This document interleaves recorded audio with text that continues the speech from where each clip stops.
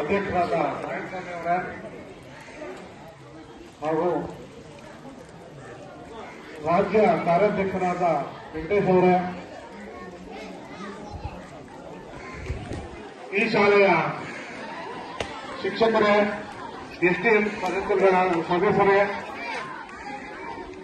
ಯಾವುದೇ ಖಾಸಗಿ ಶಾಲೆಗಿಂತ ಶಾಲೆಗೆ ಎಲ್ಲ ಮಕ್ಕಳಿಗೆ ಉಚಿತವಾಗಿ ಸಮವಸ್ತ್ರ ಕೊಟ್ಟಂತಹ ರಾಜ್ಯ ಕಾರ್ಯಾಧ್ಯಕ್ಷರಾದ ರಾಮಾಂಜೇಗೌಡರೇ,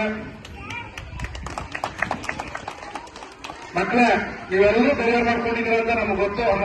ಯಾಕಂದ್ರೆ ಮಕ್ಕಳ ದಿನಾಚರಣೆ ದಿನ ಆದ್ರೂ ಇವ್ರು ನಮ್ಮನ್ನು ಬಿಡ್ತಾ ಇಲ್ವಲ್ಲ ಆಸೆ.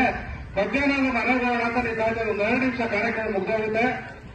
ಮಕ್ಕಳೇ ನೀವೆಲ್ಲ ಈ ದೇಶದ ಆಸ್ತಿ, ಈ ರಾಜ್ಯದ ಆಸ್ತಿ.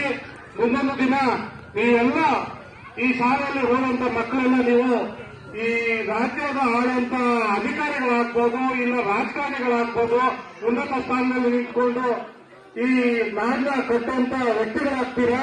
ನೀವೆಲ್ಲೇ ಇರಿ, ಹೇಗೆ ಇರಿ, ನೀವು ಈ ನಾಡನ್ನು ಮರಿಬೇಡಿ, ಈ ಗ್ರಾಮದ ಮರಿಬೇಡಿ, ಈ ತಾಲೂಕನ್ನ ಮರಿಬೇಡಿ ಅಂತೇಳಿ ಕರ್ನಾಟಕದ ಮಕ್ಕಳ ರಾಜ್ಯ ಪದಾಧಿಕಾರಿ, ತಾಲೂಕು ಪದಾಧಿಕಾರಿ, ಜಿಲ್ಲೆ ಎಲ್ಲರೂ ನಾವು ಸಂಪೂರ್ಣ ವೆಚ್ಚವನ್ನು ನಾವು ಭರಿಸ್ತೀವಿ. ಮುಂದಿನ ಬೇಸಿಗೆ ಶಿಬಿರಕ್ಕೆ ಈ ಶಾಲೆಗೆ ಏನೋ ಸುಣ್ಣ ಬಣ್ಣದ ಖರ್ಚಾಗುತ್ತೋ ನಾವೇ ಮುಂದೆ ನಿಂತ್ಕೊಂಡು 2 ದಿನ ಇಲ್ಲಿದ್ದು ಈ ಶಾಲೆಯನ್ನ ಅಭಿವೃದ್ಧಿ ಪಡಿಸಕ್ಕೆ ನಾವು ಕೈ ಜೋಡಿಸ್ತೀವಿ ಅಂತೇಳಿ ಅದೊಂದು ಮಾತು ಹೋಗುತ್ತೀನಿ. ಜೈ ಕನ್ನಡ.